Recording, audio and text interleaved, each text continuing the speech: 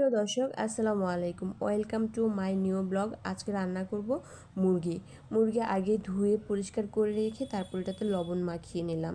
সাথে হাঁড়িতে তেল দিয়ে দিব। এখনই তেলটা গরম হলেই মুরগিটা দিয়ে দিব। এই যে দেখেন তেল দিয়ে দিচ্ছি। তেলটা গরম হলেই মুরগিটা দিয়ে দেব। মুরগিটা এই যে আমি এখনই মুরগিটা দিয়ে দিচ্ছি। এই যে মুরগিটা দিয়ে দিলাম। মুরগিটা দেওয়ার পরে আপনাদের দেখিয়ে দিব আর কি দিব, সাথে কি লাগবে। এখন আমি আলু দিয়ে যেহেতু ঝোল করব সেহেতু আলু কেটে রেখেছি এখানে, আর দিয়েছি এখানে আমি হাফ কাপ পরিমাণ পেঁয়াজ কুচি, আর আমি এখানে আলু নিয়েছি 4টা। পেঁয়াজ কুচি আর আলু দেখিয়ে দিলাম।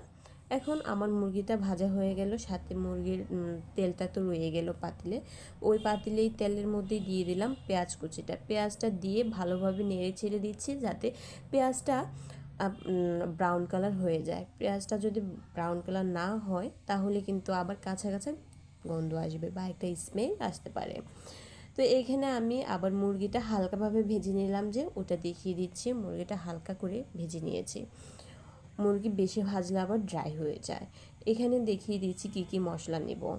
এখানে আদা রসুন বাটা আছে, আর হচ্ছে এলাচ, দারচিনি, জিরা, ওগুলা গরম মশলা বেটে রেখেছি আমি একটু আলাদা করে দেখাতে পারি না, সেজন্য দুঃখিত।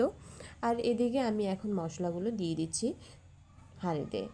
এই যে পাতিলে দিয়ে দিলাম, পেঁয়াজের উপর সবটা মশলা দিয়ে দিলাম। আদা রসুন এই যে দিয়ে দিচ্ছি।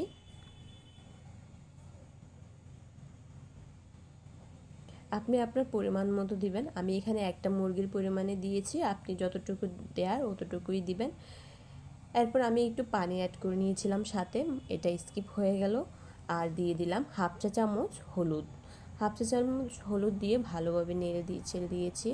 আর একটা মিস্টেক হয়ে গেছিলো, সেটা হচ্ছে যে আমি মরিচের গুঁড়া আর লবণ অ্যাড করার সময় ভিডিও ক্লিপটা নিতে পারি নাই, সেই জন্য দুঃখিত আমি।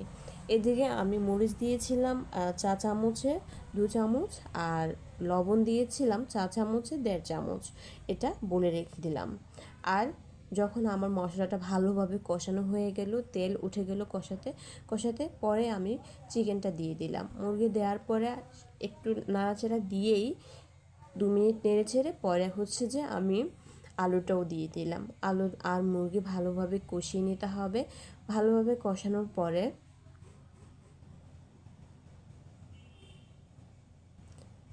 এই যে দেখেন আমি ভালোভাবে দেখিয়ে দিচ্ছি, মুরগিটা ভালোভাবে কষিয়ে নিয়েছি। মুরগিতে তেল উঠে গেছে, পানিটা শেষ হয়ে গেছে, পানিটা টেনে নিয়েছে মুরগি। তারপরে হচ্ছে এখন ঝোল অ্যাড করব। আমি কিন্তু তরকারিতে গরম পানিটাই ব্যবহার করি বেশিরভাগই। তো আপনি চাইলে আপনিও ব্যবহার করতে পারেন। গরম পানি দিলে তরকারি স্বাদ নষ্ট করে না। পাশাপাশি আরেকটা জিনিস হচ্ছে তরকারি খুব তাড়াতাড়ি হয়ে যাবে। তো আমি এখানে গরম পানিটাই দিয়ে দিলাম। এই যে দেখেন মুরগির ঝোলটা কেমন হলো সেটাই দেখিয়ে দিলাম আপনাদেরকে, আপনাদের সুবিধার্থে।